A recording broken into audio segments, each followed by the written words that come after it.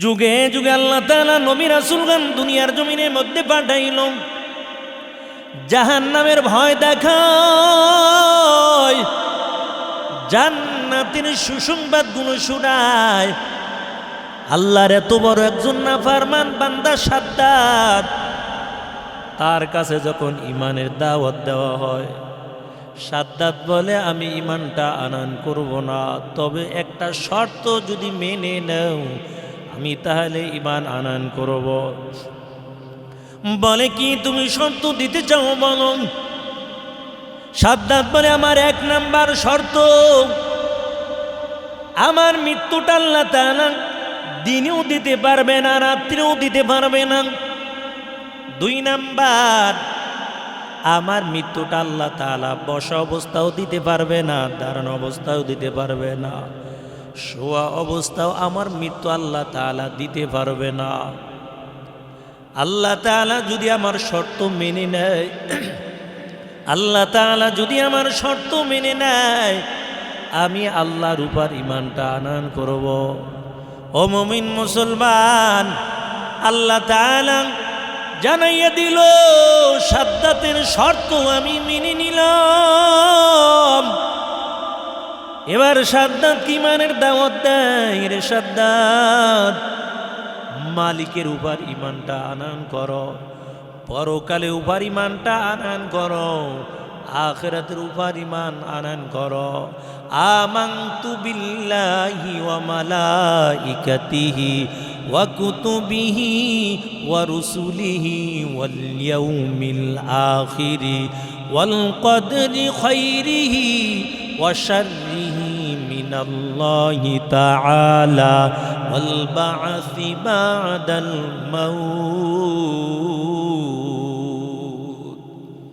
সাদ্দাত ইমানের দাওয়াত দেওয়ার পর সাদ্দাত বলে যদি আল্লাহ আমার শর্তগুলো মেনে নেয়, আমি রবের উপর ইমানটা আনবো। আল্লাহ তাআলা বললেন আমি সাদ্দাতের শর্ত মেনে নিলাম। সাদ্দাতকে জানিয়ে দেওয়া হলো, সাদ্দাত আল্লাহ তাআলা তোমার শর্ত মেনে নিয়েছে, তোমার মৃত্যু দিনেও হবে না, রাত্রেও হবে না। তোমার মৃত্যুটা দাঁড়ানো অবস্থায় হবে না, বসা অবস্থায় হবে না, শোয়া অবস্থায় হবে না। ও সাদ্দাত তোমার শর্ত আল্লাহ তাআলা মেনে নিয়েছে, ইমানটা আনয়ন করো। কারণ ইমান যদি আনো, আল্লাহ কত সুন্দর তোমার জন্য জান্নাত বানাইয়া রাখছে। ও মুমিন, আল্লাহ তাআলা কিন্তু সকলের নামে নামে আল্লাহ জান্নাত বানাইল।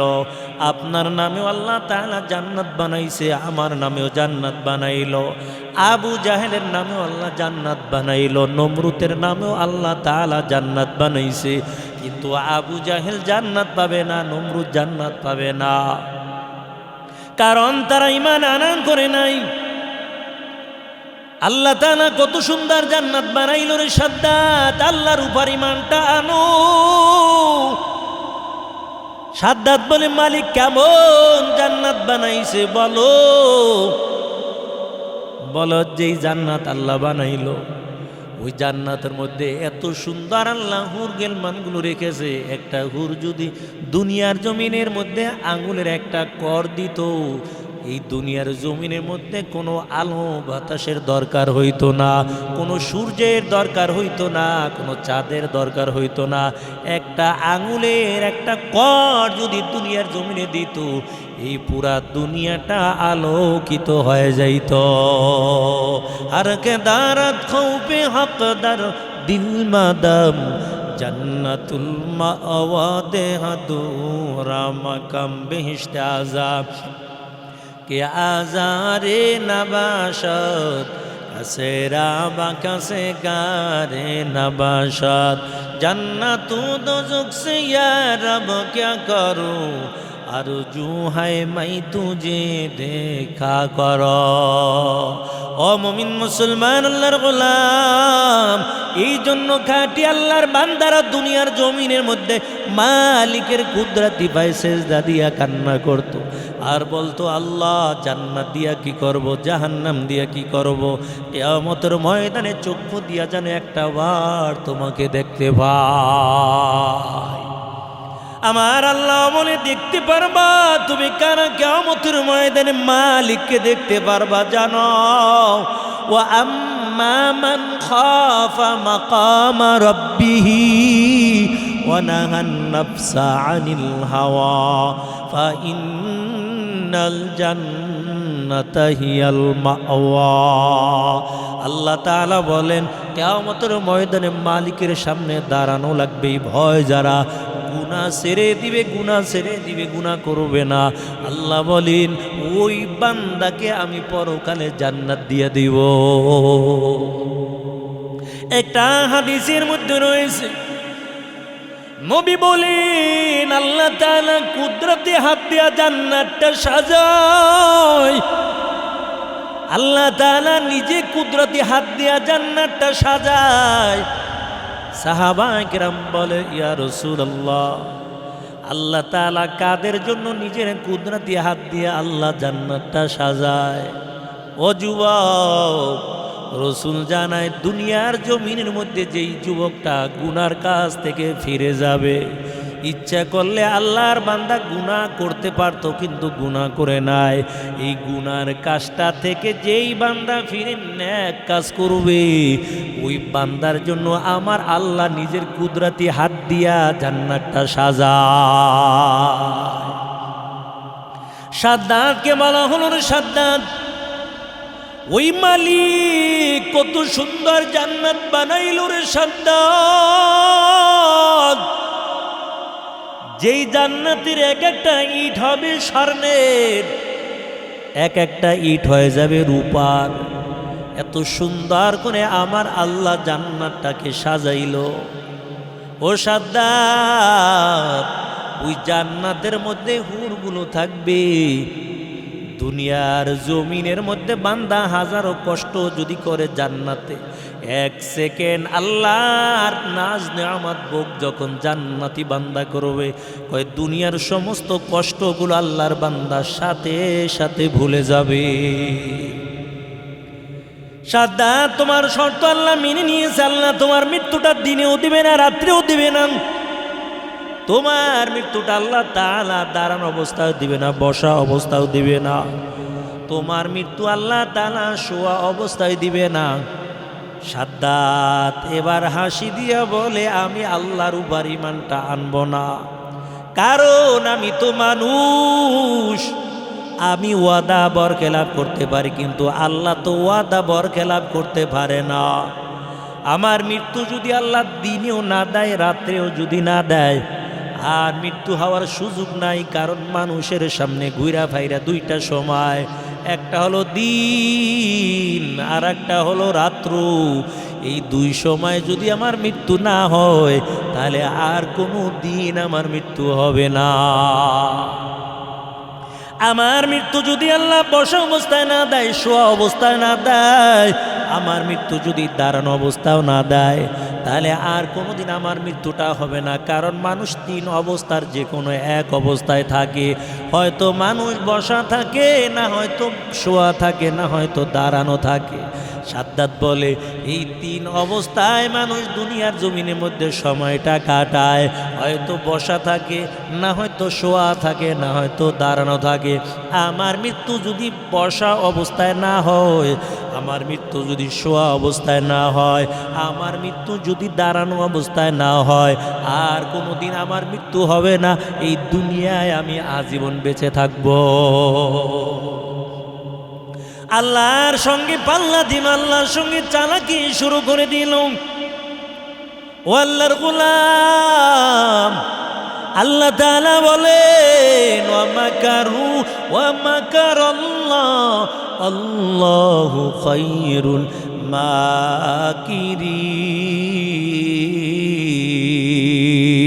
মাকিরিন। কাদের কুদরত দারি বার কামাল আন্তা রব্বি আন্তা হাসবি জুল জালাল, তুহি কাদের জলিলুল্লাহ জাহাদার, বহরহালে তুহি মেরা নিগাহদার। আল্লাহর সঙ্গে পাল্লা দিয়া ফারমানের না ফারমান, ওই সাদ্দাত চিন্তা করলাম, আর মৃত্যু যদি দিনেও না হয়, মৃত্যু যদি রাত্রেও না হয়, তাহলে আর কোনোদিন আর মৃত্যু হবে না, আজীবন আমি দুনিয়ার জমিনের মধ্যে বেঁচে থাকব। আল্লাহর সঙ্গে পাল্লা দেওয়া শুরু করে দিল। আল্লাহর সঙ্গে পাল্লা দিয়া সাদ্দাত দুনিয়ার জমিনের মধ্যে জান্নাত বানাইল। সাদ্দাত শুনছে আল্লাহর জান্নাতের এক একটা ইট হবে স্বর্ণের, আর একটা ইট হবে রূপার, এবং সুন্দরী সুন্দরী হুরগুলো ওই জান্নাতের মধ্যে থাকবে। সাদ্দাত বড় বড় বিভিন্ন দেশ থেকে স্বর্ণ রূপাগুলো আইনা তারপর বিশাল জান্নাত বানাইল। অনেক বড় জান্নাত বানানোর পর বিভিন্ন দেশ থেকে সুন্দরী রূপসীদেরকে আনলো, কারণ সাদ্দাত শুনল যে জান্নাতের মধ্যে হুর থাকবে। এই জন্য সাদ্দাত তো বিভিন্ন দেশ থেকে সুন্দরী মেয়েদেরকে আইনা তারপরে ঢুকাইল। এত সুন্দর জান্নাত বানানোর পর এবার খবর আসলো, বাদশা মহারাজ, আপনার জান্নাত বানানো কমপ্লিট হয়ে গেছে। সাদ্দাত হাজার হাজার সৈন্য নিয়া, হাজার হাজার লোকদের কিনিয়া ওই জান্নাত উদ্বোধন করার জন্য রওয়ানা। এত বড় আয়োজন করলো, ঢোল তাবলা বাজাইয়া ওই জান্নাত উদ্বোধন করার জন্য রওনা হয়ে গেল। সাদ্দাত একটা উটের পিঠে চড়ে গান বাজনা বাজাইয়া তারপর যখন জান্নাত উদ্বোধন করার জন্য রওনা হয়, ওই সাদ্দাতের বানানো জান্নাতের গিরির সামনে যখন সাদ্দাত দাঁড়ায়, একটা বুড়া লোক মুসাফির ভেসে গিরির সামনে দাঁড়িয়ে গেল। ডাক দিয়া বলে, সাবধান, আপনি এই উট থেকে আপনি নামবেন না। সাদ্দাতের মেজাজ বড় গরম, কি তুমি আমাকে নামতে বাধা দাও বলো। বুড়া লোকটা ডাক দিয়া বলে, আমি অন্য কেউ না, আমি হলাম আল্লাহর পাঠানো ফেরেশতা আজরাইল। সাদ্দাত ঘোড়ার পিঠের থেকে একটা পা জমিনের মধ্যে দিল, আর একটা পা ঘোড়ার পিঠের মধ্যে।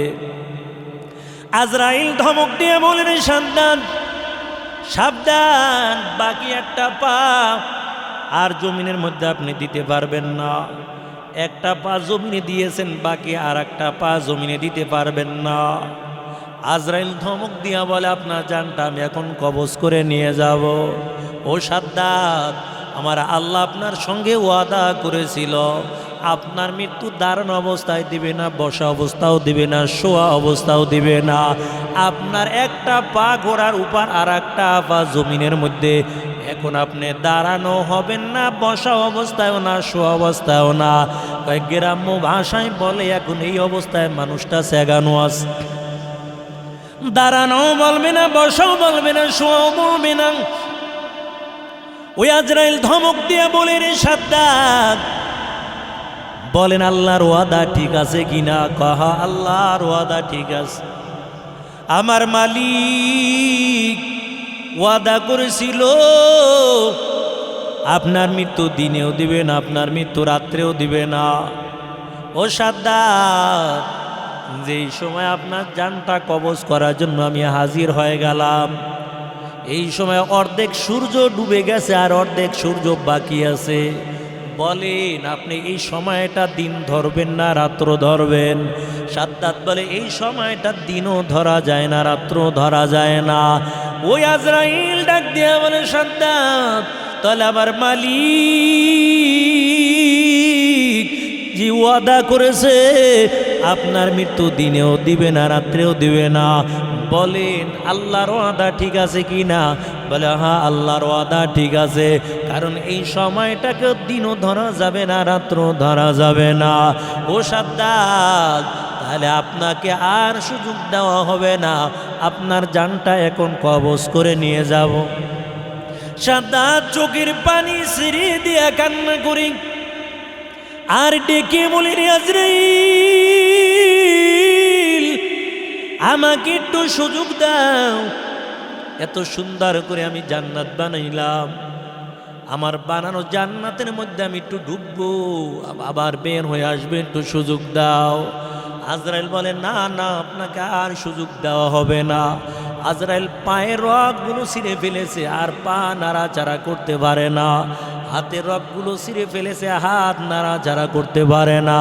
ও যুবক, ও মুমিন মুসলমান, আল্লাহর গোলাম, এখন তোমার গায়ের মধ্যে শক্তি আছে, তুমি কত অহংকার ভাব নিয়ে দুনিয়ার জমিনের মধ্যে চলো। তোমার চাইতে অহংকারী কিন্তু বেশি করেছে আবু জাহেল। ওই আবু জাহেলের ক্ষমতা কম ছিল না, নমরুদের ক্ষমতাও কিন্তু কম ছিল না, সাদ্দাদের ক্ষমতাও কিন্তু কম ছিল না। নমরুদ আল্লাহকে মারার জন্য বড় পাহাড়ের চূড়ায় উঠে গেল। ওই পাহাড়ের টিলায় ওঠার পর আসমানের দিকে তীর নিক্ষেপ করে দিল, আল্লাহকে কতল করে দিবে। আল্লাহকে মারার জন্য বড় পাহাড়ের মধ্যে উঠে গেল। ওই পাহাড়ের মধ্যে ওঠার পর যখন উপরের দিকে তীরটা নিক্ষেপ করে দেয়, আল্লাহর কি কুদরত! আল্লাহ তাআলাও তীরের মাথার মধ্যে একটু রক্ত লাগাইয়া দেয়। ওই তীরটা যখন ঘুরে আবার জমিনের মধ্যে চলে আসলো, নমরুদ বড় পাগলের মতো শহরে অলিতে গলিতে দৌড়ায় আর বলে, আমি ইব্রাহিমের খোদাকে আমি কতল করে ফেলেছি, ইব্রাহিমের খোদা আর নাই। আরে আল্লাহর গোলাম ইব্রাহিম পয়গম্বর ডাক দিয়া বলে, আরে নমরুদ, তবে আল্লাহর সঙ্গে পাল্লা দিয়ে পারবা না, আমার আল্লাহকে মারতে পারবা না, আমার আল্লাহর সঙ্গে পাল্লা দিও না রে নমরুদ, আমার আল্লাহর ক্ষমতার সঙ্গে আর কারো ক্ষমতা চলবে না। ও নমরুদ, তুমি আমার আল্লাহর সঙ্গে তুমি পাল্লা দিও না। নমরুদ ডাক দিয়া কয়, ইব্রাহিম, তবে তোমার আল্লাহকে বলো, তোমার আল্লাহর সঙ্গে আমি যুদ্ধ করতে চাই। ও ইব্রাহিম পয়গম্বর মালিককে ডাক দিয়া বলে, আল্লাহ, ওই নমরুদ তোমার সঙ্গে যুদ্ধ করতে চায়। আল্লাহ জানায়, ও ইব্রাহিম, নমরুদ যদি আমার সঙ্গে যুদ্ধ করতে চায় আপনিও রাজি হয়ে যান, আমি আল্লাহ নমরুদের সঙ্গে যুদ্ধ করার জন্য রাজি। ইব্রাহিম পয়গম্বর জানিয়ে দিল, নমরুদ ওই মালিকের সঙ্গে যুদ্ধ করবে, আমার আল্লাহ রাজি, তবে কোন জায়গায় কখন যুদ্ধ করবা বলো। নমরুদ ডাক দিয়া কয়, অমুক এলাকার মধ্যে বড় একটা মাঠ আছে, ওই মাঠের মধ্যে আগামীকাল তোমার আল্লাহর সঙ্গে আমি যুদ্ধ করব। এই সময় একটা সময় দিয়ে দিল, এই সময় তোমার আল্লাহর সঙ্গে যুদ্ধ করব। নমরুদ হাজার হাজার সৈন্যবাহিনী নিয়ে ময়দানে হাজির হয়ে গেছে। ইব্রাহিম পয়গম্বর ময়দানে হাজির, একা খালি হাতে হাজির। নমরুদ ডাক দিয়া বলে, ইব্রাহিম, তোমার আল্লাহ বুঝি বড় ভয় পেয়ে গেল। ইব্রাহিম নবী ডাকি বলে, কেন? নমরুদ বলে, তুমি একা, কই তোমার আল্লাহর সৈন্য কই? তুমি একা আসছো, তোমার আল্লাহর সৈন্য বাহিনী কই? ইব্রাহিম নবী ডাক দিয়া কয়, নমরুদ একটু অপেক্ষা কর, আল্লাহর সৈন্য বাহিনী আসবে, তবে সময় আরো 5 মিনিট বাকি আছে। আমার আল্লাহ ডাক দিয়া বলে, কে আসো? আমার দুশ্মনের সঙ্গে যুদ্ধ করবা। মশা ডেকে বলে, আল্লাহ লাব্বাইক হাজির, তুমি অনুমতি দাও, তোমার দুশ্মনের সঙ্গে যুদ্ধ করতে চাই। আল্লাহ বলে, যাও যাও, অনুমতি দিয়া দিলাম।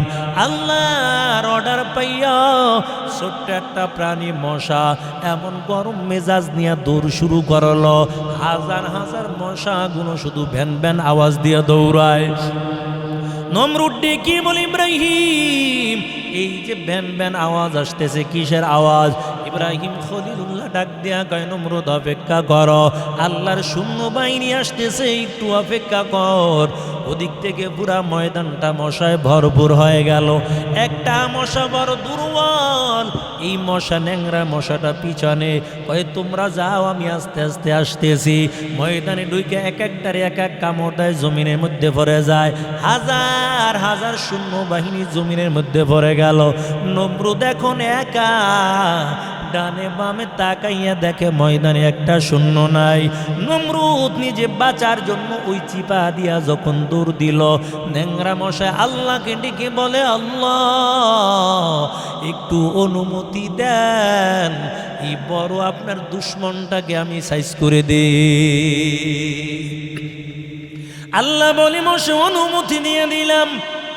আল্লাহর অর্ডার পাইয়া ওই ন্যাংরা মশা নাকের থেকে ডুইকা হেডকোয়ার্টারে মাথায় ডুইকা গেল। মাথার মধ্যে ঢোকার পর এখন কামড় দেয়, নমরুদের যন্ত্রণা বেড়ে যায়। নিজের পাপের অপরাধী নমরুদ করলো গাদ্দারি, মাথা ব্যথা নিরাময়ে খাইল জোতার বাড়ি, খাইল জোতার বাড়ি। এ তো হলো আল্লাহর সঙ্গে বেয়াদবির পরিণাম। পায়ে পড়লে সম্মান জোতা, গায়ে পড়লে অপমান। পায়ে পড়লে সম্মান জোতা, গায়ে পড়লে অপমান।